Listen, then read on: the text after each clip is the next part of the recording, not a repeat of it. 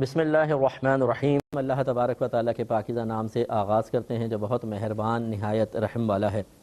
درس بخاری کا سلسلہ جاری و ساری ہے اور پچھلے پروگرام میں 1955 نمبر حدیث پاک ذکر کی تھی۔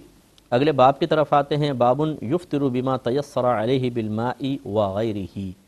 یعنی روزے دار کو پانی یا جو چیز بھی میسر ہو اس سے روزہ افطار کر لے، اس کا بیان۔ 1956 حدیث پاک ہے اور حضرت عبداللہ بن ابی اوفا رضی اللہ تعالی عنہ ہی اس کے راوی ہیں جیسے پچھلے حدیث کے تھے۔ انہوں نے بیان کیا کہ ہم رسول اللہ صلی اللہ علیہ وسلم کے ساتھ سفر کر رہے تھے، جب سورج غروب ہو گیا تو آپ نے کسی سے فرمایا کہ اترو اور ہمارے لیے ستو گھولو۔ اس نے کہا یا رسول اللہ صلی اللہ علیہ وسلم اگر آپ شام کر لیں تو؟ آپ نے فرمایا اترو اور ہمارے لیے ستو گھولو۔ اس نے پھر یہی عرض کی، آپ نے فرمایا اترو اور ہمارے لیے ستو گھولو۔ اس نے پھر یہ عرض کی تو سرکار نے ارشاد فرمایا، پھر وہ اتر گئے اور انہوں نے ستو گھول دیے تو سرکار نے فرمایا کہ جب تم رات کو اس طرف سے آتے ہوئے دیکھو تو روزے دار کا روزہ افطار ہو جاتا ہے، اور آپ نے اپنی انگلی سے مشرق کی طرف اشارہ کیا۔ تو یعنی غروب آفتاب اس طرف سے ہوگا تو لازم بات ہے ادھر زیادہ اجالا ہوگا اور اس طرف تھوڑا سا زیادہ تیزی سے اندھیرا ہوگا، ادھر اجالا زیادہ نظر آئے گا۔ تو یوں نہیں ہے کہ ہم اس اجالے کو دیکھ کر یہ سمجھیں کہ جب تک یہ اجالا ختم نہیں ہو جاتا غروب آفتاب نہیں ہوا، بلکہ جیسے آپ کو سمجھایا کہ بعض اوقات ایسی ہوتا ہے کہ ابھی سورج مکمل غائب ہو چکا ہوتا ہے، غروب آفتاب ہو چکا ہوتا ہے، افق سے نیچے جا چکا ہوتا ہے، لیکن اس کا اجالا نظر آتا ہے۔ تو رحمت کونین صلی اللہ علیہ وسلم نے اسی لیے روزہ کھولنے کا حکم ارشاد فرمایا۔ اب اگلی حدیث مزید اس میں ایک اور وضاحت کر رہی ہے کہ تھوڑا دیر بھی کر سکتے تھے، لیکن شریعت کو اصل میں جلدی مطلوب ہے۔ جب آپ کو یقین ہو جائے کہ غروب آفتاب ہو گیا ہے تو بس افطار میں جلدی کی جائے۔ تو اگلا باب قائم کیا ہے، باب تعجیل الافطار، افطار میں جلدی کرنے کا باب۔ 1957 نمبر حدیث پاک ہے۔ حضرت سہل بن سعد رضی اللہ تعالیٰ عنہ بیان کرتے ہیں کہ رسول اللہ صلی اللہ علیہ وسلم نے ارشاد فرمایا کہ لوگ اس وقت تک ہمیشہ خیر سے رہیں گے جب تک افطار میں جلدی کرتے رہیں گے۔ تو مراد یہ ہے کہ اطمینان بس ہو جائے کہ غروب آفتاب ہو گیا، اب مزید تاخیر کرنا ٹھیک نہیں ہے، کیونکہ یہ یہود و نصارہ سے ایک طرح سے مشابہت بھی ہے ایک روایت کے مطابق، تو اس لیے افطار میں جلدی کرنی چاہیے۔ لیکن یہ جلدی نہیں کریں کہ وقت سے پہلے ہی کر لیں، اس لیے اچھی طریقے سے اطمینان درکار ہے۔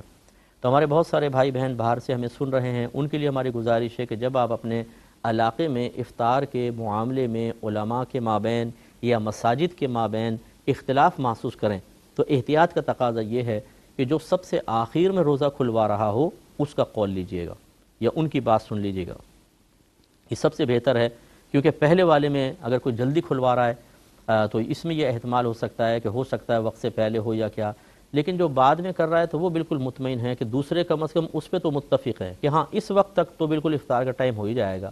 تو اختلاف کس میں ہے؟ پہلے والے وقت میں۔ مثلا ایک کہہ رہا ہے کہ 5:40 پہ ہونا چاہیے، دوسرا کہہ رہا ہے کہ نہیں 6 بجے ہونا چاہیے، تو 6 بجے والے میں تو کسی کا اختلاف نہیں، یہ بھی مان رہے ہیں اور دوسرے بھی مان رہے ہیں، لیکن پہلے والے میں اختلاف ہے، دوسرے والے اس کو نہیں تسلیم کر رہے کہ نہیں تم 20 منٹ پہلے روزہ کھلوا رہے ہو اور مسئلہ پیدا ہو رہا ہے۔ تو مختلف ہی چیز کو چھوڑیں، متفقون علیہ پر آ جایا کریں۔ اسی طریقے سے پھر جو چینلز وغیرہ پہ لوگ بیٹھے ہوتے ہیں، مختلف ٹی وی چینلز پر بعض اوقات ایک منٹ کا فرق بھی دیکھا گیا ہے یا آدھا منٹ کا فرق ہوتا ہے، تو ہمیشہ اطمینان سے رہیے، سائرن پہ نہ کھولیں، مسجدوں کی اذانوں پہ نہ کھولیں جب تک کہ آپ مطمئن نہیں ہو جاتے کہ ہاں اب روزہ افطار ہو گیا ہوگا۔ جیسے ٹی وی پہ ایک اچھا معیار آپ بنا سکتے ہیں اس کو کہ جو سب سے آخر میں کھلوا رہا ہے اس کے مطابق کھول لیں۔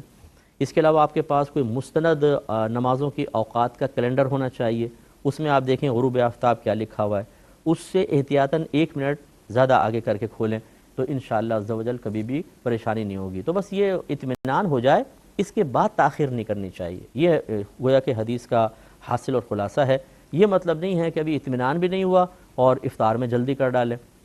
اس کا نقصان کیا ہوتا ہے؟ کتنے لوگوں نے ہمیں کہا کہ مفتی صاحب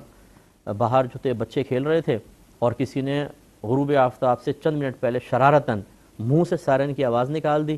گھر میں بیٹھے ہوئے لوگوں نے جو بیچارے بھوک کے ہمارے بے چین تھے انہوں نے کہا روزہ کھل گیا، کھول لیا، بعد میں پتہ چلا کہ روزہ تو بعد میں کھل رہا ہے۔ ایسی بعض اوقات مؤذنین کے مسائل سامنے آئے ہیں کہ انہوں نے وقت دیکھنے میں مسٹیک کر دی اور وقت سے پہلے اذان دے دی اور لوگوں نے اس میں افطار کر لیا۔ اسی طرح ٹی وی چینلز پہ بعض اوقات مسائل ہو سکتے ہیں، تو جب تک اچھی طرح مطمئن نہ ہو جائیں روزہ افطار نہیں کرنا چاہیے۔ اگلی حدیث کی طرف آتے ہیں، اور اس کے راوی ہیں حضرت ابن ابی اوفا رضی اللہ تعالی عنہ۔ وہی روایات آپ کو پتہ ہے کہ امام بخاری رحمۃ اللہ علیہ ایک حدیث کو بعض اوقات کئی مرتبہ ذکر کرتے رہتے ہیں، ہم بھی برکت کے لیے اس کو ذکر کر دیتے ہیں، تو وہی حدیث تقریباً ہے۔ وہ بیان کرتے ہیں کہ میں نبی کریم صلی اللہ علیہ وسلم کے ساتھ ایک سفر میں تھا، آپ نے روزہ رکھا حتیٰ کہ شام کا وقت ہو گیا۔ آپ نے ایک شخص سے فرمایا کہ سواری سے اترو اور میرے لیے ستو گھولو۔ اس نے کہا کہ آپ انتظار فرما لیجئے حتیٰ کہ شام ہو جائے۔ آپ نے فرمایا اترو اور میرے لیے ستو گھولو، جب تم دیکھو کہ رات اس طرف یعنی مشرق سے آ رہی ہے تو روزے دار کے افطار کا وقت ہو گیا۔ تو یہ بار بار حدیث آئی، ہم نے کافی اس کی وضاحت کر دی ہے۔ ایک اور باب قائم کیا ہے، باب اذا افطر فی رمضان ثم طلعت الشمس، جب کسی شخص نے رمضان میں روزہ افطار کر لیا پھر سورج طلوع ہو گیا۔ 1959ویں حدیث پاک ہے۔ حضرت فاطمہ حضرت اسماء بنت ابی بکر سے روایت کرتی ہیں، وہ بیان کرتی ہیں کہ ہم نے نبی کریم صلی اللہ علیہ وسلم کے زمانہ اقدس میں ایک ابر آلود دن میں روزہ افطار کیا، پھر سورج طلوع ہو گیا۔ بس ہشام سے کہا گیا تو ان کو روزہ قضا کرنے کا حکم دیا گیا۔ انہوں نے کہا کہ قضا کے بغیر کوئی چارہ نہیں ہے۔ یعنی خلاصہ کلام یہ ہے کہ غلط فہمی یہ ہوئی کہ بالکل بادل چھا گئے تھے، روزہ افطار کر لیا، جب وہ بادل ہٹے تو پتہ چلا یعنی اندھیرا چھا جاتا ہے۔ بعض اوقات آپ دیکھیں گاؤں وغیرہ کے اندر بھی جب آندھی طوفان آتے ہیں تو بعض اوقات اتنا اندھیرا ہو جاتا ہے لگتا ہے رات آ گئی، حالانکہ ابھی دن ہوتا ہے۔ تو اس طرح کی صورتحال، تو جب پتہ چلا کنفرم ہو جائے کہ گمان یہ تھا کہ سورج غروب ہو گیا ہے، اور یہ پہلے زمانے کے اعتبار سے تھا کہ وہ سورج کی نشانیاں دیکھ کر ہی فیصلے کرتے تھے، افطار کر لیا پتہ چلا سورج تو ابھی غروب ہی نہیں ہوا، تو یقینی سی بات ہے کہ روزہ قضا کرنا ہوگا۔ اسی طریقے سے یہاں پر بھی صورتحال ہے۔ اب ہمارے ہاں سورج کو دیکھ کر اور مطلب یہ کہ دیگر معاملات سے روزے وغیرہ نہیں رکھے جاتے، بلکہ اسلامک کیلنڈرز ہوتے ہیں ان کے مطابق کر لیتے ہیں۔ تو اس میں فرض کر لیں کسی وجہ سے مسٹیک ہو جاتی ہے، جیسے خاص طور پہ سحری کے مسئلے کے اندر ہوتی ہے کہ لوگ کھاتے رہتے ہیں، ٹائم پہ نگاہ نہیں پڑتی، پتہ چلا جی 4-5 منٹ آگے نکل گئے، تو بہرحال جب آپ روزہ شروع ہو چکا تھا اور آپ اس کے بعد بھی کھاتے رہے، ٹائم کی مسٹیک کی وجہ سے روزہ نہیں ہوگا، لیکن اس میں کفارہ نہیں ہوتا، صرف قضا ہے۔ اور اگر آپ غلط فہمی کی بنا پر کھاتے رہے تھے تو گناہ بھی نہیں ہوگا۔ بہرحال اللہ کی بارگاہ میں غفلت پر توبہ کر لیں۔ اسی طریقے سے افطار کر رہے ہیں، اور وہی جیسے میں نے ابھی کچھ چیزوں کی مثال دی تھی، غلط فہمی کی بنا پر پہلے افطار کر لیا اور پتہ چلا کہ ابھی تو غروب آفتاب ہوا ہی نہیں ہے، تو یہ بہرحال آپ کا روزہ ختم ہو گیا، اس کی بعد میں قضا کرنی ہوگی۔ اور غلط فہمی اور دھوکے کی وجہ سے ایسا ہوا تھا تو گناہ تو نہیں ہوگا، لیکن بہرحال روزہ نہیں ہوا۔ اسی لیے اچھی طرح ہمیں سحر میں 2-4 منٹ پہلے ختم کر دینا چاہیے، اور افطار میں احتیاطاً جو کیلنڈر میں ٹائم لکھا ہو اس کے بھی 1 منٹ بعد یا آدھے منٹ بعد روزہ افطار کرنا چاہیے، کیونکہ آپ نے سارا دن کیا، آپ نے مشقت برداشت کرنی ہے، جب ساری کھا رہے ہیں تو کرنی ہے، اور افطار کر رہے ہیں تو کر چکے ہیں، تو ایسا نہ ہو کہ تھوڑی سی غفلت کی بنا پر پورے دن کا روزہ آپ کا ضائع ہو جائے، اس لیے احتیاط ہی مطلوب شرع ہے۔ اگلے باب کی طرف آتے ہیں، اگلے حدیث ہے 1960 نمبر، اور اس کے راوی ہیں حضرت ربیع بنت معوذ رضی اللہ تعالیٰ عنہ۔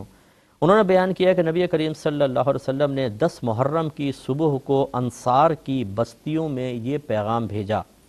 کہ جو شخص صبح کو اس حال میں اٹھا کہ اس کا روزہ نہیں تھا تو وہ باقی دن کھانے سے رکا رہے، اور جو صبح کو روزے کی حالت میں اٹھا تو وہ اپنے روزے پر قائم رہے۔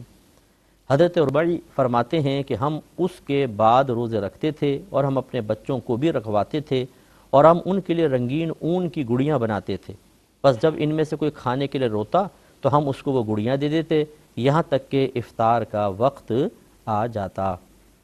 تو یہ دیکھیں، پہلے جو تھا یہ 10 محرم کے روزے کا اہتمام تھا۔ یہ آپ جانتے ہیں کہ بعد میں جب رمضان کے روزوں کی فرضیت کا حکم نازل ہوا تو 10 محرم کے روزے کی فرضیت ساقط ہو گئی، ورنہ پہلے وہ روزہ لازم تھا، اب اس کا استحباب ہے، وہ رکھنا چاہیں تو رکھیں، بہت اچھی بات ہے۔ تو اب یہ فرما رہے ہیں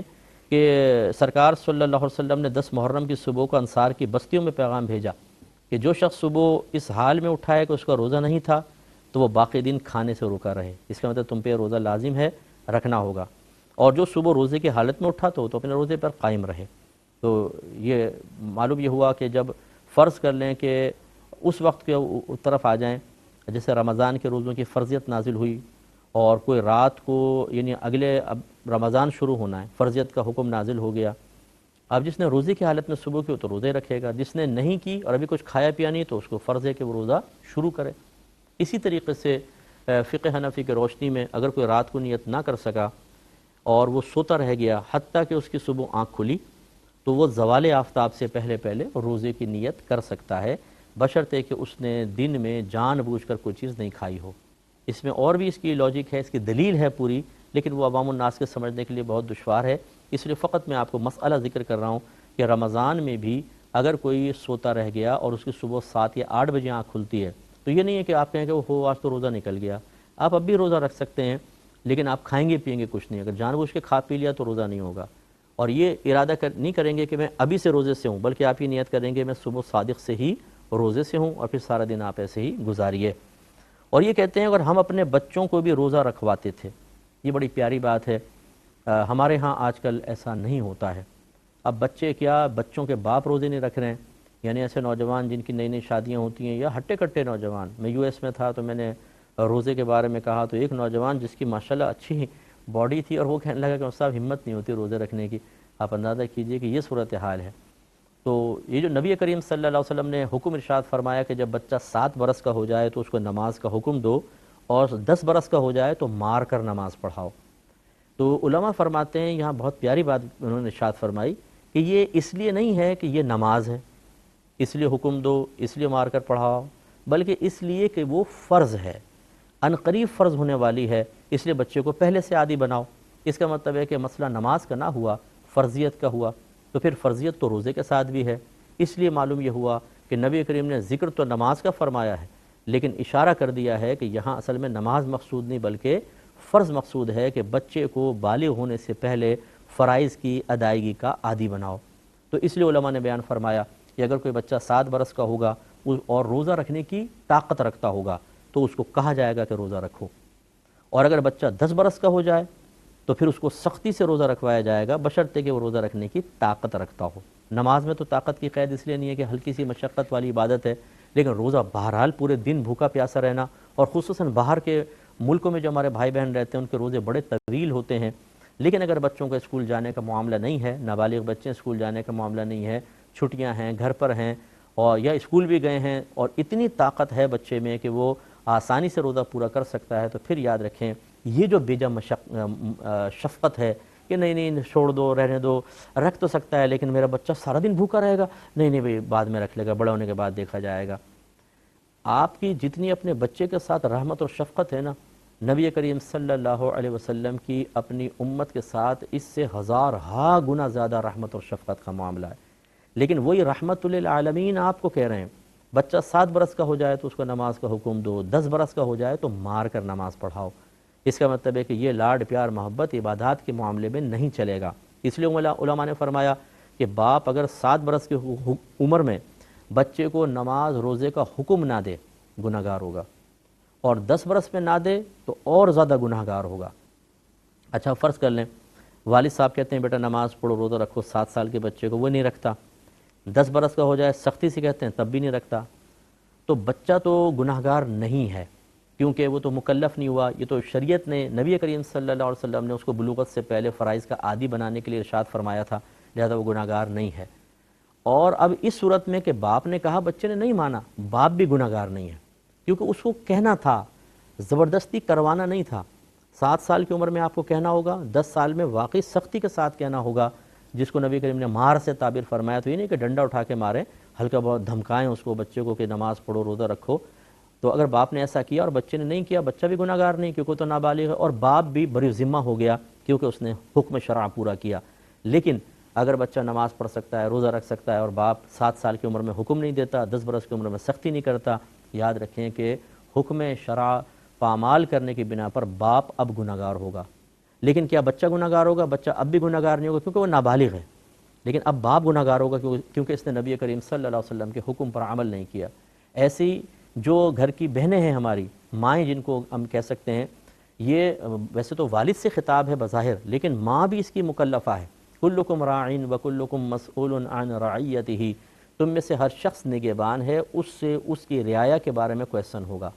تو شوہر سے بیوی بچوں کے بارے میں سوال ہوگا، تو پھر ماں سے اس کے بچوں کے بارے میں کویسچن ہوگا۔ اس لیے یہ حکم شرع پھر ماں کی طرف بھی متوجہ ہے۔ یہ نہیں کہ باپ کہہ رہا ہے تو ماں ڈھال بن جائے، ارے بھائی تم روزہ رکھ لو، ابھی تو چھوٹی عمر ہے میرے بچے کی، اتنا چھوٹا سا بچہ دیکھو کتنا سا منہ نکل آیا ایک روزہ رکھ کر۔ ارے بھائی منہ نکل آیا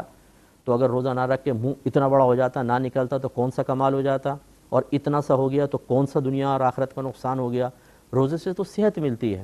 یہ بچہ کل عبادات کا عادی بنے گا تو آپ کی بھی دنیا اور آخرت بہتر ہوگی اور اس کی بھی ہوگی۔ اور آج لاڈ پیار میں آپ نے منہ اتنے کے بجائے اتنا بڑا کر دیا، اس کا جسم اتنا بڑا کر دیا، لیکن خدا نخواستہ بالغ ہونے کے بعد وہ بے نمازی ہو گیا، روزوں سے بھاگا، آپ نے اس کو چونکہ فرائض کا عادی نہیں بنایا، راہ فرار اختیار کرنے کی عادت ہو گئی اور اسی حالت میں مر گیا۔ یہی اولاد ہوگی جو قبر میں آپ کو بد دعائیں دے رہی ہوگی کہ میرے ماں باپ نے میرا بیڑا غرق کر دیا۔ جب اس کو عذاب قبر ہو رہا ہوگا نا شدید قسم کا، پھر آپ کی مشقتیں کہاں گئی؟ اب اس کے منہ کا اتنا موٹا ہونا نے کیا نفع دیا، اور اگر وہ رکھ لیتا تو اتنے سے منہ سے اس کو کتنا نفع ہوتا قبر کے اندر۔ تو یہ ہماری جو بعض اوقات بہنیں ہیں یہ بہت غلط کردار ادا کرتی ہیں، اور اسی طرح بعض بیچارے نادان شوہر ہوتے ہیں کہ بہنیں اگر دیندار ہیں، وہ مذہبی ذہن رکھتی ہیں، وہ چینلز دیکھتی ہیں علماء کی ہدایت کے مطابق بچوں کو کرنے کی کوشش کرتی ہیں، یہ سرپرست صاحب اپنی قبر میں اندھیرا کرنے کے لیے تشریف لے آتے ہیں، ارے تم ابھی بچوں کو بس چھوڑو، یہ مولویوں کی باتیں، ابھی تو چھوٹا بچہ ہے چھوڑ دو۔ آخرت میں انجام خطرناک ہو سکتا ہے۔ اللہ تعالیٰ عمل کی توفیق عطا فرمائے، آمین۔ وآخر دعوانا ان الحمد للہ رب العالمین۔